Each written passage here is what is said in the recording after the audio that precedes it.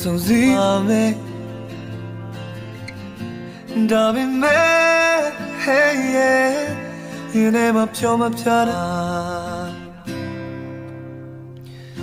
Yeah all take up your me the gari to babe You never pure my piara te chikunile nane chama oh yeah Say ku yum vi maniro သူတွေကလူမှုရေးအရှုပ်ရှင်လဲဘာမှမကြားရအောင်ဝိစားသားဆိုပေမဲ့အရန်နေတဲ့ထိုင်တတ်တာနော် ညလေးအပိုင်းလေးကြည့်မယ် ကိုကြီးညလေကိုသားနဲ့ညနေကတကယ်တော့အဲ့လိုမကွာပါဘူး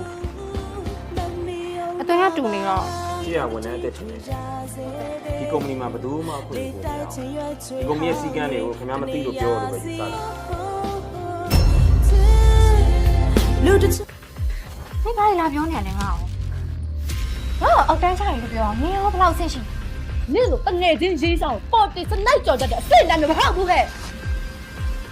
နင်းတို့ကောင်းမထက်တော့ငါအများကြီးတိုင်နေနားလေလားနင်းလည်းငါ့ကိုကောက်ပါတဲ့နေလို့လားဟမ်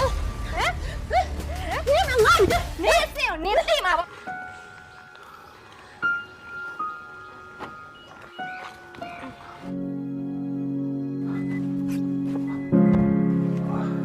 ဟုတ်အဆင်ပြေပါတယ်ဟိုအရင်ဦးဆုံးလေညရဲ့တန်ရလို့စေးကမ်းမှာအရင်ပြလိုက်ပြီးတော့မှလိုက်ဖို့ပြင်မယ်လေ ညဝဲမောင်မ အကိုအချိန်မီဖုန်းဆက်လို့ရတယ်နော် ကျေးဇူးပါ ချစ်ချင်းတရားနဲ့မာနာကြမှာဘယ်အရာကပိုအင်အားကြီးတယ်လဲဆိုတာယင်းနဲ့အမျှအပိုင်းကမှာတကယ်ကိုယင်ထိတ်เสียမြင်တွေ့လိုက်ရပြီပြောအထင်လွဲမှုတွေကြားမှာနာကျင်နေရတဲ့နှလုံးသားနှစ်ခုရဲ့တိုက်ပွဲကအခုဆိုရင်လုံးဝကိုအလဲအပြောင်းကြီးတစ်ခုရောက်လာပါပြီအပိုင်း9ရဲ့အစမှာရင်ဇက်ရှင်ကတတော်လေးမြင့်လာပါမင်းသားနဲ့မင်းသမီးကြားကအထင်လွဲမှုတွေကပိုပြီးတော့ကြီးထွားလာခဲ့ရတာပေါ့မင်းသမီးကသူ့ရဲ့စေတနာကိုမင်းသားကအထင်လွဲပြီးစော့ကားလိုက်တဲ့စကားလုံးတွေချရင်ထဲမှာစူးနဲ့အမွှန်းခံလိုက်ရတယ်လို့ခံစားလိုက်ရရှာတာ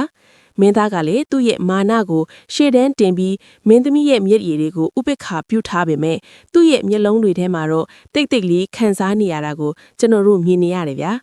ဒါအပြင်ဒီအပိုင်းမှာအဓိကအလက်အပြောင်းကတော့နောက်ွယ်ကနေကြိုးကိုနေတဲ့လူယုံမာရဲ့အစီအစဉ်တွေပို့ပြီးပြည်ပြင်းလာတာပဲသူတို့နှစ်ယောက်ကြားတဲ့ကိုသွေးထိုးပေးနေတဲ့သူကဘသူလဲဆိုတာကိုမင်းသမီးကစပြီးရိပ်မိလာခဲ့ပြီလေဒါပေမဲ့တတ်သိမရှိသေးတော့ဘာမှမလုပ်နိုင်ပဲရင်ဓမ္မနဲ့စောင့်ကြည့်နေရတာကတကယ်ကိုစိတ်မကောင်းစရာကြီးပဲနော်မင်းသားရဲ့မိသားစုကိစ္စတွေကလည်းဒီအပိုင်းမှာပိုပြီးရှုပ်သေးလာတယ်အမွေကိစ္စနဲ့ပတ်သက်ပြီးပြဿနာတွေတက်လာချိန်မှာမင်းသမီးကဘေးကနေတိတ်တိတ်လေးကူညီပေးဖို့ကြိုးစားပေမဲ့မင်းသားကတော့အဲ့ဒါကိုတောင်သူ့အပေါ်အမျက်ထုတ်ဖို့ကြိုးစားတယ်လို့ထင်နေတော့ပဲရင်းနဲ့အမြောက်ဆိုတဲ့အတိုင်းတယောက်နဲ့တယောက်ရင်ထဲမှာရှိတာတွေကိုထုတ်မပြောနိုင်ကြပဲအဝေးကနေပဲနာကျင်နေကြတာကပရိသတ်တွေကိုပါမျက်ရည်ဝဲစီခဲ့တာပေါ့အပိုင်း9ရဲ့နောက်ဆုံးခန်းမှာတော့မင်းသမီးကအားလုံးကိုဆွတ်လွတ်ပြီးထွက်သွားဖို့ဆုံးဖြတ်လိုက်တဲ့အချိန်မှာမင်းသားကသူ့ရဲ့အမှားယွင်းမှုကိုသိသွားမလားဒါမှမဟုတ်ပို့ပြီးတော့ပဲဝေးကွာသွားအောင်မလားနောက်ထပ်အပိုင်း6မှာဘလို့ရင်ခုန်စရာတွေဆက်လာအောင်မလဲဆိုတာတကယ်ကိုစောင့်မျှော်ကြည့်ရှုရတော့မှာပါဗျာ